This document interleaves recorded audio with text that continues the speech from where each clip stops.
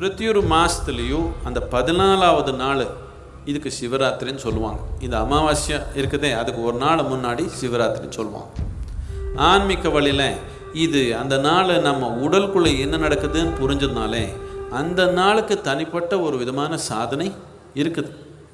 அந்த நாள் இந்த உடலுக்குள்ளே ஒரு ஏற்கனமாகவே ஒரு புத்துணர்வு, ஒரு சக்தி புத்துணர்வு மேல் நோக்கி போகிறதுக்கு ஒரு முயற்சி நடந்திருக்கு. இது மாதத்துல ஒரு மாதத்துலேயும் ஒரு நாள் இப்படி இருக்குது.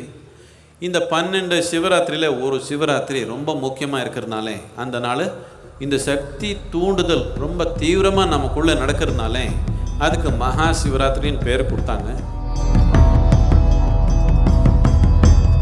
மகா சிவராத்திரி அன்னைக்கு நாம என்ன செய்யலாம், செய்யக்கூடாதுன்னு பார்க்கலாம். மகா சிவராத்திரி மாலை 6 மணியிலிருந்து காலை 6 மணி வரைக்கும் கொண்டாடப்படுது.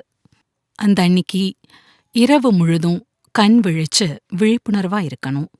முக்கியமா முதுகுத்தண்டு நேரா வச்சிருக்கணும். படுத்த நிலையில இருக்கக்கூடாது. உங்க வீட்லேயோ இல்ல நீங்க இருக்கிற இடம் எதுவா இருந்தாலும் அங்க ஒரு அறைய நீங்க மகா சிவராத்திரியில பங்கேற்கிறதுக்கு ஏத்த மாதிரி தயார் பண்ணிக்கலாம். அறையில ஆதியோகி புகைப்படம் இல்லைன்னா சிவனோட ஏதோ ஒரு புகைப்படம் வச்சுக்கலாம். ஒரு விளக்கையோ இல்லைன்னா லிங்க ஜோதியையோ ஏத்தி வச்சுக்கலாம். பூக்கள் அர்ப்பணிக்கலாம். சாம்பிராணி ஊதுவத்தி ஏத்தி வச்சுக்கலாம். பக்தி பாடல்கள் கேட்கலாம், பாடலாம். மந்திர உச்சாடனைகளும் செய்யலாம். நீங்க தனியா இருந்தீங்கன்னா காலார நடக்கலாம். இல்லைன்னா இயற்கையோட ஒன்றி இருக்கிற மாதிரி சூழல்ல இருக்கலாம். குழுவா இருக்கிறப்போ பேச்சு தொடர்பு இல்லாம அமைதியா இருக்கலாம். இல்ல ஆம் நம சிவாய மந்திரத்தை உச்சரிக்கலாம். நள்ளிரவு சாதனாவை இந்த முறையில செய்யலாம். இரவு 11:10 11 வரைக்கும் நாடி சுத்தி பயிற்சி செய்யலாம். நாடி சுத்தி எப்படி செய்யறதுன்னு இந்த லிங்க்ல போய் நீங்க கத்துக்கலாம்.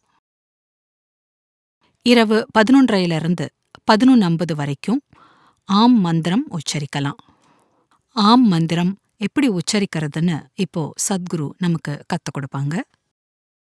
எல்லா சத்தத்துக்கு அடிப்படையான சத்தம் இந்த 3 சத்தம் ஆ உ ம.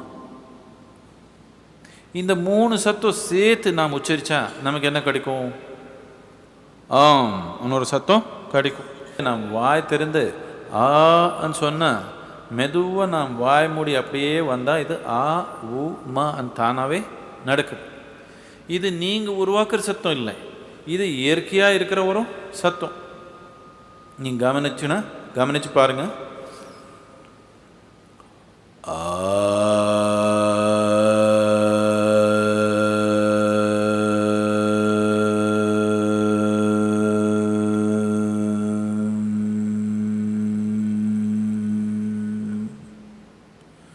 நாம் சும்மா வாய் திறந்து ஆன் பண்ணி மெதுவாக அப்படியே மூடி வந்தால் இது ஆ உ ம தானாகவே போகுது.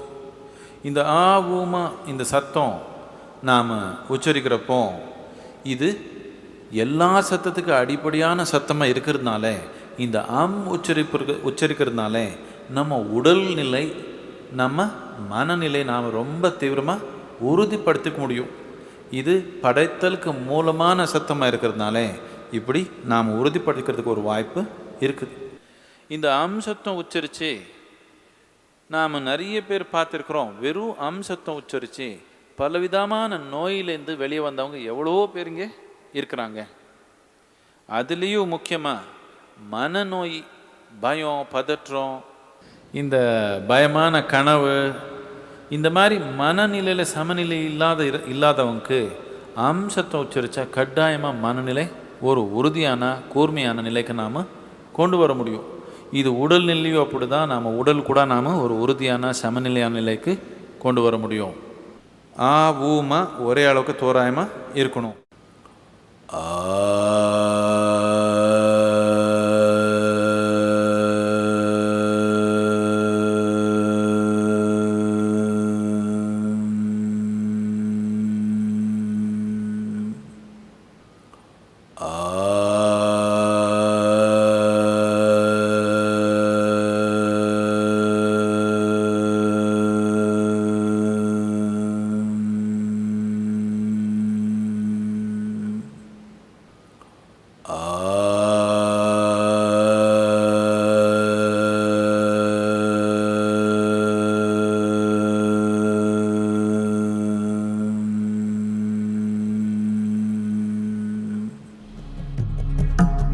இரவு 11:50 12:10 வரைக்கும் ஆம் நம சிவாய அப்படிங்கிற மகா மந்திரத்தை உச்சாடனம் செய்யலாம். ஈஷா மகாசிவராத்திரி கொண்டாட்டங்கள் முக்கிய தொலைக்காட்சிகள்லையும் இணையதளத்திலும் நேரடியாக ஒளிபரப்பு செய்யப்படுது. நீங்கள் நேரடி ஒளிபரப்பு பார்த்தீங்கன்னா அதில் சத்குரு வழங்குற நள்ளிரவு தியானத்துக்கான குறிப்புகளை பின்பற்றி தியானம் செய்யலாம்.